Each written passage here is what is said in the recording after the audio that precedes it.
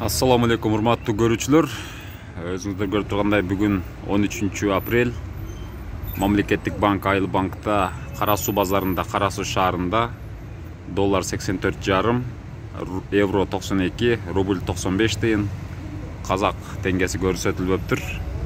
Ал эми рубльдө сатуу болсо 1 сом 10 тыйынды көрсөтүп турат.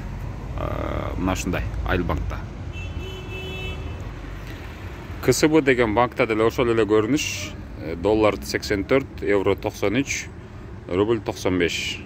Ал эми сатуу 1 сом 12 тыйын. Ал эми ошол эле Кара Суу базарындагы жөнөкөй акча алмаштыруучу жайларда евро 92, доллар 86,5, рубль 1 дейт. Өзбек суму 75. Кыскасы бул жерде деле ошондой. Рубль 98, доллар 85, 86. Эсепте бардыгында көрсөткүчтөр ошондой. 98 негизинен рубль 98 тыйын, акш доллар 85.